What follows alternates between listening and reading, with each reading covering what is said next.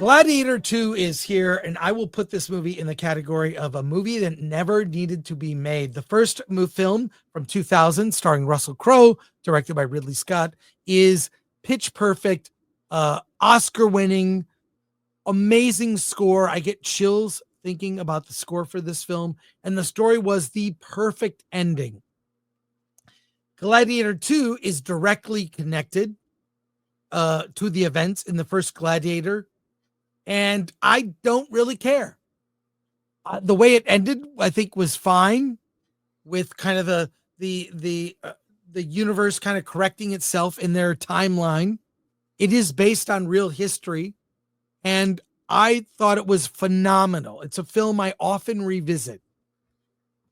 So you never needed to. This is even a movie like, Highlander 2 didn't need to get made. Highlander, perfect film. Great fun action. You did not need part 2, which completely ruined the first one.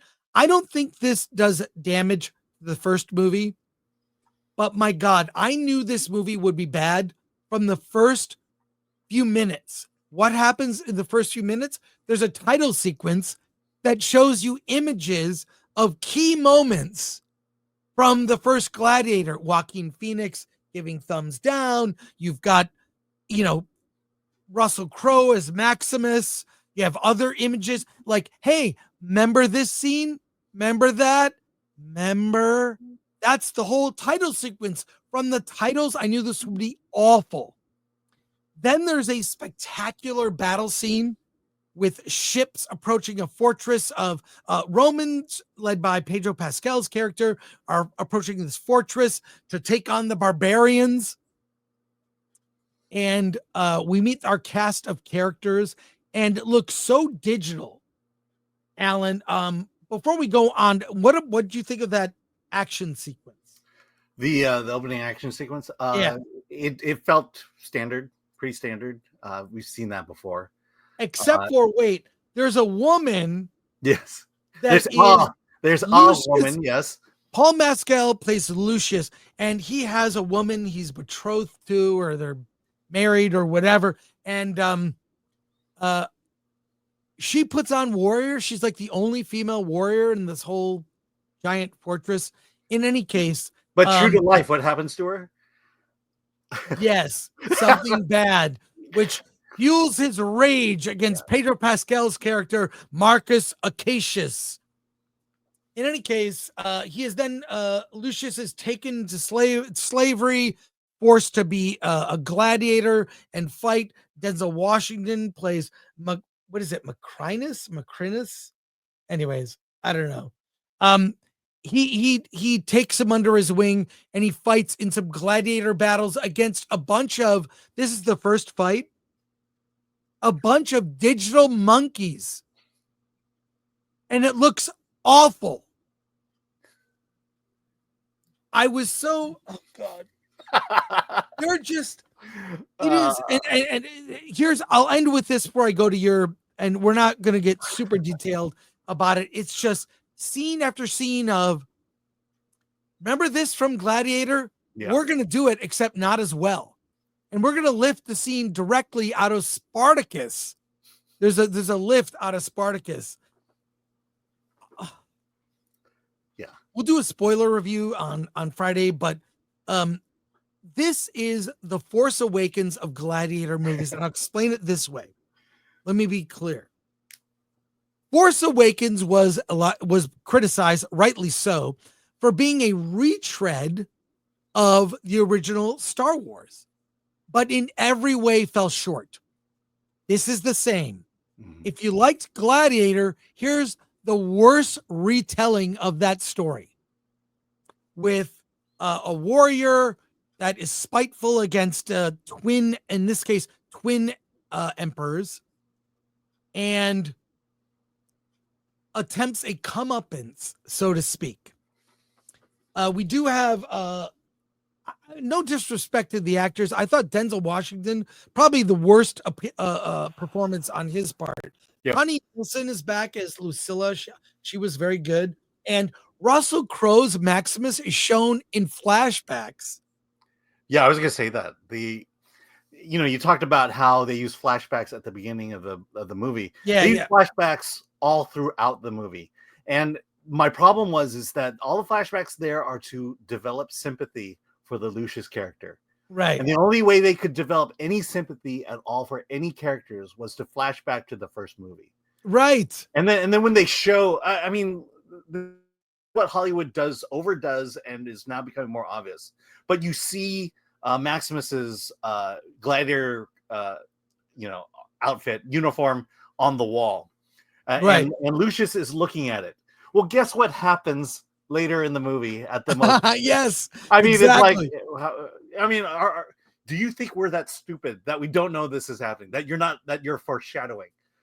The CG. This movie is over CG. There's too much CG in it. The CG is so bad. The CG is actually terrible. Yeah. I mean, and the thing is, I've been saying it over and over again.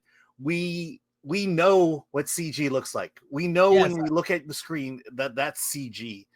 You're not fooling anybody, and that's why I would much rather prefer you build a model than use CG. I'd rather see a model. Mm-hmm. By the way, shout out to Nosferatu on that. It's so less than the first film. The first film has so many. I mean, obviously there was some use of CG in the first movie for some of the sequences, but it had verisimilitude. The first Gladiator looked real. You believed it. People could die. People had gruesome deaths. It was visceral and amazing. And this movie is a freaking video game. It's bad. Watching CG characters die, you just don't. You don't feel it. With it. Yeah. The other. Okay. So here's the fun part, though. Right. Without giving away the ending, let's just Lucius' motivations. He loves Rome. He loves Rome. Yes, a lot. He loves Rome. And all he wanted to do was make Rome great again. Right. I mean, that's it. Oh my God. I mean, that's the other thing, is because the motivation of that character, the idea that he wants to make Rome, restore Rome to its power, right? Because it plays around with the idea of the fall of Rome. That's not a spoiler here. But the thing is, you don't get that sense at the start of the film. You just get the sense that this guy is a warrior who's helping defend his adopted country, and this idea that he becomes this great leader. He never earns any of that. It's just thrust upon him. He gives orders, therefore he's a great leader. Denzel Washington not only gives a horrible performance, so does Pedro Pascal. He's bad. By the way, people laughed during what should have been dramatic moments with Denzel. They laughed. I mean, Denzel, at the end of the movie, his performance is unbearable. It's bad. This is the worst Denzel performance I've ever seen. He is clutch. He is reliable. He is great in bad movies. He is bad in a bad movie for the first time in his career. He should be embarrassed. Yeah. The other thing is, so Pedro Pascal's character, I'll just say he's the sympathetic bad guy. You need to feel great sympathy for him, because is he really a bad guy? And the thing is if that was the information Pedro was given, I believe his feeling was, okay, therefore the emotion of this character is going to be mopey. You're right. He's mopey. He's not even good. Pedro Pascal, I like generally. I mean, he's really good in Game of Thrones. I mean, really good. He is weightless here. He is weightless. It seems, and by the way, I saw this at a screening of mostly SAG actors. They were laughing during a lot of it. And there was a Q&A after with the cast, including Denzel, Paul Mescal, and Connie Nielsen. They were all there.